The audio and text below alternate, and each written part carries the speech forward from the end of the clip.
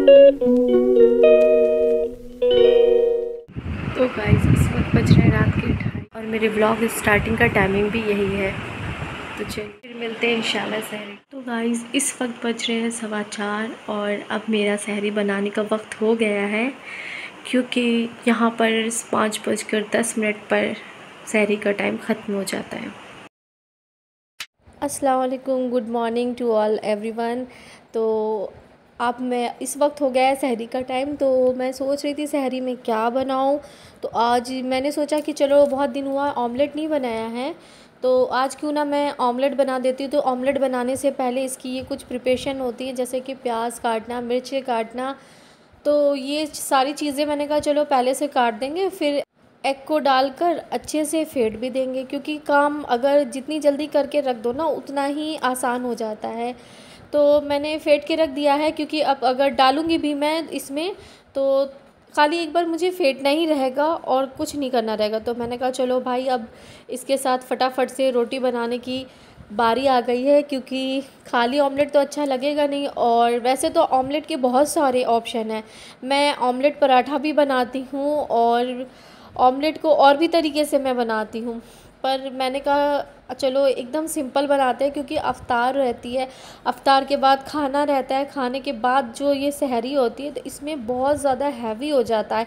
इसलिए ज़्यादा ऑयली और हैवी ये सारी चीज़ों को मैं अवॉइड करती हूँ, क्योंकि मुझे लगता है जहाँ तक कि थोड़ा सिंपल सादा खाना हो वो ज़्यादा अच्छा होता है।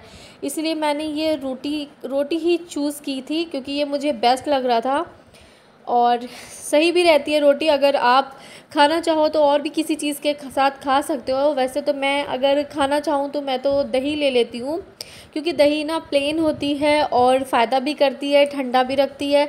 तो मेरे लिए दही ना बिल्कुल बेस्ट ऑप्शन है, इसलिए मैं दही को ही चूज़ करती हूँ। और खाने वालों के तो बहुत सारे तरीके हैं जो और भी चीज़ों की तरह खा सकते हैं, लेकिन मुझे खाली प्लेन ही सही लगता है।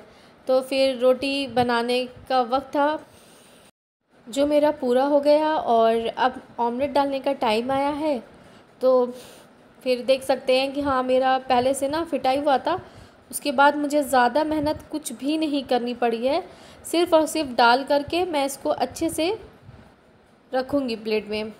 और इतना मैं कर लेती हूँ कि प्याज व्याज डालने के बाद अगर आप दो चाहो तो दो को भी अच्छी तरीके से डाल सकते हैं 2 बार में। इसलिए मैंने पहली बार जो ऑयल डाला था वो 1 बार का किया था, उसके बाद फिर मैंने ये ऑयल डाला है, ये मैं दूसरी बार का सेक रही हूँ। और अंडा जो होता है वो इसी तरीके से मुझे अच्छा भी लगता है। वैसे तो मैं लाल मिर्चा जो पिसी पाउडर होती है वो मैं नहीं डालती हूँ, मुझे पसंद नहीं है और नुकसान भी देती है। इसलिए मैं ज़्यादातर जहाँ तक होता है इसको हरी मिर्चें ही डालती हूँ। और फिर अंडे डालने के बाद आप देख सकते हैं कितने अच्छे से मैं पूरे तवे पे फैला देती हूँ, क्योंकि जो इसका शेप आता ना गोल गोल गाइस वो बहुत अच्छा लगता है और मुझे अच्छा भी लगता है इसी तरीके से पूरा हो और टूटे कहीं से भी नहीं। तो बहुत संभाल कर पलटना पड़ता है। खैर इसके लिए स्पैचुला जो प्लेन वाला आता है वो ज़्यादा सही रहता है, पर क्या करूँ सहरी का वक्त था, लेट ना। फिर गाइस मैंने चने को सहरी के ही वक्त अच्छे तरीके से इसको वॉश करके भिगो कर रख दिया। उसके बाद अब मैं उठ गई अपने काम करने के लिए, जैसे कि सुबह का वक्त है। और सबसे पहले जितना चीज़ें फैली होती हैं उनको सबसे पहले सही करना ही बेहतर लग क्योंकि कभी भी साफ़ करें तो एक रूल आप लोग ज़रूर जानें, साफ़ करने से पहले जितना पहले फैला होता है उसे समेट लें, क्योंकि जब तक कि आप फैली चीज़ों को नहीं समेटोगे तब तक कि आप लोगों को समझ में नहीं आएगा कि हम शुरुआत कहाँ से करें। फिर गाइस ये वही दही है जो मैंने भिगोई थी, और भिगोने के बाद यहाँ ठंडा था हॉल में तो यहाँ नहीं खैर जमी, इसलिए मैंने धूप में कुछ देर के लिए रखा था। उसके बाद बहुत अच्छी जमी है और आप देख सकते हैं ये वही दही का बना हुआ है मिक्सचर। साथ ही ये सारे फ्रूट्स कट किए गए हैं, क्योंकि इनकी बननी है फूड क्रीम। और ये रहा बेसन, इसको भी अभी फेंटना है। और अब गाइस चना बनाने की तैयारी होती है, तो इसमें देख सकते हैं मैंने प्याज़ें कट करके रखी हैं, हरी मिर्च है और पिसी धनिया है। और अब इसमें डाल रही हूँ मैं हरी मिर्ची पाउडर, और टेस्ट के अकॉर्डिंग आप लोग नमक डालिए इसमें जितना आप लोग खाते हो। मुझे तो इतना ही डालना था, क्योंकि मुझे इतना ही सही लगा। और फिर नमक नमक की भी बात होती है, कुछ नमक तेज़ होते हैं, कुछ नमक लाइट भी होते हैं। और फिर गाइस मैंने इसे कच्चे में ही देख सकते हैं, ये जो है कच्चा तेल वो मैं डाल रही हूँ इसमें, और फिर इसको ही ऐसे ही चढ़ा दूँगी मैं। अस्सलाम वालेकुम गाइस, तो आज है 13 रमज़ान और 13 रमज़ान का ये मौसम अल्हम्दुलिल्लाह से दिल्ली में बहुत बहुत अच्छा है। आप लोग देख सकते हैं कितना अच्छा लग रहा है यहाँ का मौसम, व्यू बहुत प्यारा लग रहा है। और हवा जो है माशाल्लाह वो काफ़ी अच्छी चल रही है, यहाँ पर बहुत अच्छी चल रही है।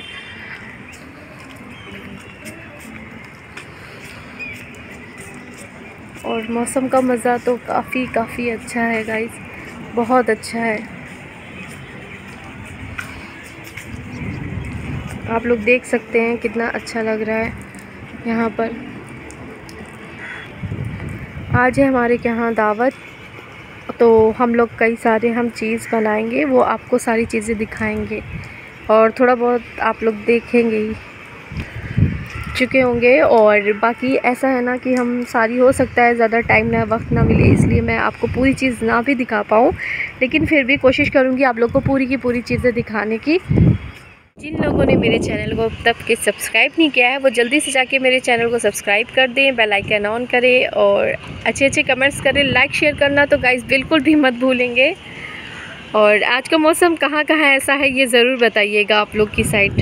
तो शुरुआत करते रात के डिनर की। तो डिनर में बिरयानी की प्रिपरेशन चल रही है और साथ ही पकौड़े के लिए बैगन, और ये मैरिनेट होके अच्छे से रख दिया है। और अब ये कचालू भी रेडी हो गया है, जो काफ़ी अच्छा लग रहा है देखने में और टेस्ट में भी उतना ही अच्छा होगा गाइस ये।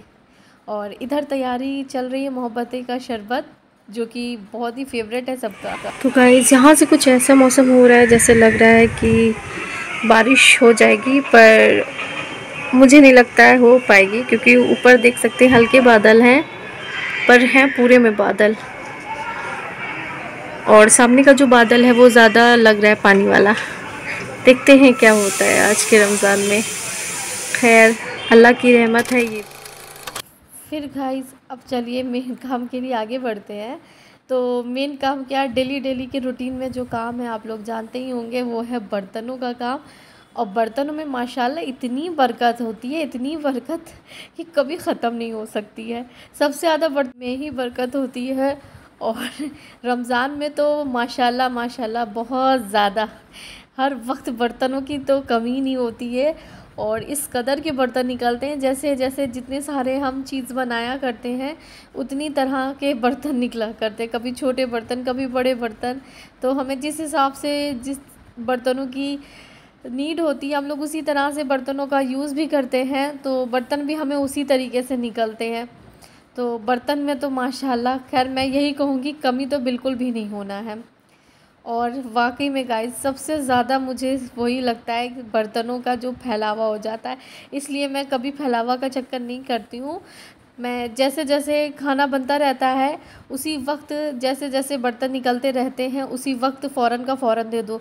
वरना सच में अफ्तार बाद तो एक ज़रा से भी हिम्मत नहीं होती कि हम एक काम भी कर लें। वो तो अफ्तार के बाद के जो बर्तन होते हैं वो तो कैसे कैसे खैर करके धुल जाते हैं, बट अगर अब मैं अफ्तार के भी ना बर्तन धुलूँगी बनने वाले, तब तो मेरे अफ्तार बाद के तो बहुत ज़्यादा निकल आएंगे। उस वक्त तो अल्लाह ही मालिक है फिर क्या होगा, हिम्मत बिल्कुल भी नहीं रहती है। इसीलिए मैं अपना काम को हल्के करने के लिए सबसे पहले ये सारे जो बर्तन निकला करते हैं छोटे मोटे पकाते टाइम, तो इन पे ज़्यादा ध्यान देती हूँ कि ये मेरे बर्तन जो हैं पहले ये जल्दी से वॉश हो जाएं और मैं फिर कोई और काम करूँ। तो इसीलिए मैं निपटाया करती हूँ कि जल्दी जल्दी ये सारे बर्तन जैसे जैसे निपटे करेंगे वैसे ही वैसे मेरा काम भी हल्का होता रहेगा। और बर्तन तो इतने कहिए गाइस होने को हो सकते हैं कि गंदे बर्तन बहुत बढ़ जाते हैं कि फिर बर्तनों को सही से रखने में भी जगह नहीं मिल पाती, क्योंकि जब भी मैं बर्तन वगैरह धोती हूँ तो उसमें जो कांच के बर्तन होते हैं, क्रॉसरी के बर्तन होते हैं, तो मैं सबको अलग अलग रखती हूँ और तब मैं धोती हूँ उसी हिसाब से, क्योंकि जो बर्तन होते हैं उन्हें काफ़ी संभाल कर धोना पड़ता है ताकि वो टूटे ना या फिर हाथ से छूटे ना उन्हें। और बर्तनों के साथ मिक्स करते वक्त जब हम अगर रख देंगे तो अगर उसे उठाएंगे ना गाइस तो सच में वो बर्तन बहुत आसानी से टूट सकते हैं। इस वजह से मैं बर्तनों को बिल्कुल अलग अलग करके रखती हूँ। जो बर्तन नहीं टूटने वाले होते हैं उनको अलग रखती हूँ, जो छोटे साइज़ के बर्तन होते हैं उनको अलग रखती हूँ, और जो बड़े साइज़ के बर्तन होते हैं उन्हें मैं अलग रखती हूँ। और फिर जब बर्तन मैं धो देती हूँ तो इसको लगाने में भी काफ़ी आसानी होती है, काफ़ी ज़्यादा गाइस, क्योंकि जिस हिसाब से हम बर्तन को धोते हैं उसी हिसाब से हम बर्तन को लगाते भी हैं। और इस वक्त जैसा कि आप लोग देख रहे हैं मैं बर्तन धो रही हूँ और बर्तनों को पलट के रख रही हूँ, तो ये मेरी शुरू की आदत है, मेरी मम्मी ने सिखाई थी। फिर फाइनली इधर बिरयानी भी बन करके रेडी हो गई है माशाल्लाह, आप लोग भी बोल दीजिएगा। और साथ ही ये सैलड भी कट के रेडी हो गई है, जो कि बिरयानी के साथ में काटी गई है बिरयानी के लिए। साथ ही ये चना भी रेडी हो गया है बॉईल हो करके, और एक ही साथ में बन जाता है, बार बार की मेहनत नहीं होती है। और साथ ही मैंने ये भी अफ्तार में रखा है, काफ़ी अच्छा लगता है। और फूड क्रीम भी, ये तो सबकी जान है, तो फूड क्रीम भी मीठे में बनाया है एक आइटम, ये भी अच्छा लगता है। और ये है दही फुल्की, जो कि घर की बनी हुई दही है और एक नंबर की है गाइस, एक नंबर की। और ये रहा सारे पकौड़े, और साथ में ये जो पेस्ट्री है ये हम डिनर के साथ रखेंगे, कुछ मीठा। और इधर चिप्स वगैरह भी जो हैं वो रेडी हो चुके हैं। और अब लास्ट टाइम बारी है वो मोहब्बत की शरबतों को ग्लास में निकालने का। तो गाइस जो मेहमान है वो अपनी गाड़ी को बैक करके अब जा रहे हैं यहाँ से। तो गाइस आज का व्लॉग आपको कैसा लगा प्लीज़ मेरे कमेंट बॉक्स में कमेंट करके ज़रूर बताइएगा। इसी के साथ मैं अपने व्लॉग को एंड करती हूँ। इंशाल्लाह आपसे नेक्स्ट व्लॉग में मिलूँगी।